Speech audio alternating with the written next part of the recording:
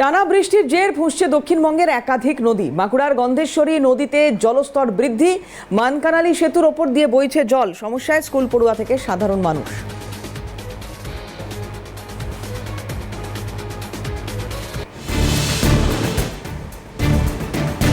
স্বরূপ রায় আমাদের প্রতিনিধি রয়েছেন, এই মুহূর্তে সরাসরি কথা বলবো স্বরূপের সঙ্গে। স্বরূপ, দিন 15-20 আগেও তোমার সঙ্গে লাইভে এই মানকানালি সেতুর ওপর থেকে তুমি দাঁড়িয়েছিলে এবং সেখানে কথা হচ্ছিল, ছবিটা একই রকম ছিল। অবস্থা যে এত তাড়াতাড়ি কোনো বদল হবে না এটা খুব স্পষ্টতই অনুমেয়, কিন্তু ভোট আসে ভোট যায়, তারপরেও এই হালটা একই রকম থাকে। প্রশ্ন এখানে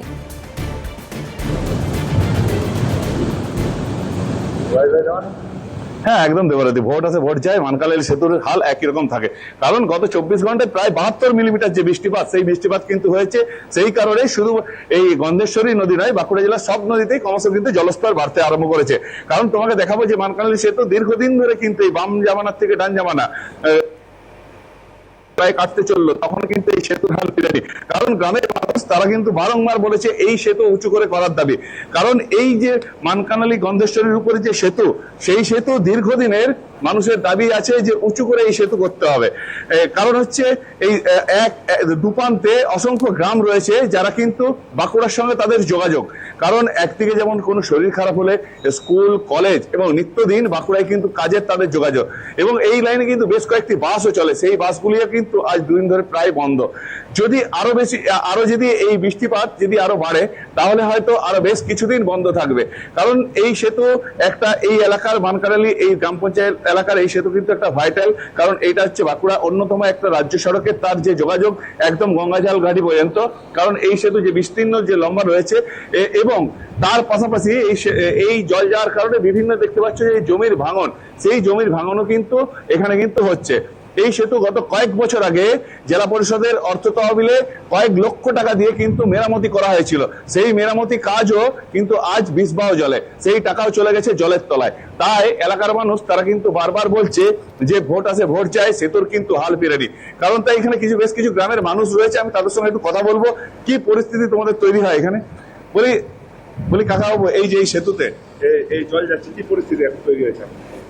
পেরানোর অসুবিধা বিরাট অসুবিধা যাওয়া আসা। স্কুল কলেজ ছাত্রগুলা মানকানালি লোকের পেরানোর অসুবিধা, আপনাদের পাচ্ছে নাই, কিছু করতে নেই, বাস বন্ধ। একই অবস্থা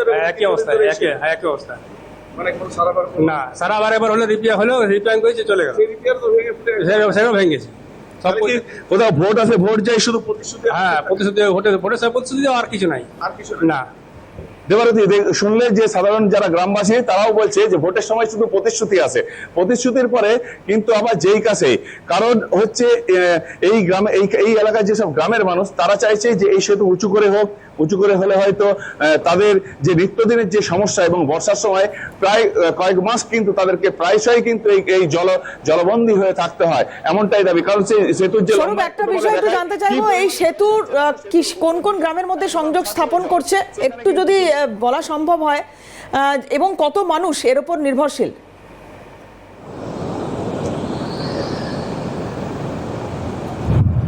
দেখো, এই সেতু যে গ্রামগুলো রয়েছে, একদিকে মানকানালি, উগরাডি, তারপরে তোমার হচ্ছে আরো বেশ কিছু গ্রাম রয়েছে। উগরাডি ছাড়া এই দিক দিয়ে যাওয়া যায় যে কাঞ্চনপুর, এবং এই সেতু দিয়ে নিত্যদিন কয়েক হাজার মানুষ, শুধু 500,000 নয়, এই সেতু দিয়ে নিত্যদিন কয়েক হাজার মানুষের যাতায়াত রয়েছে, যারা মূলত বাঁকুড়া জেলায়। তুমি কিছুক্ষণ আগে যার সাথে কথা বলছিলে এই গ্রামবাসী, উনি বলছেন যে বাস বন্ধ রয়েছে, তো এই সেতুর উপর দিয়ে কি বাসও যায়?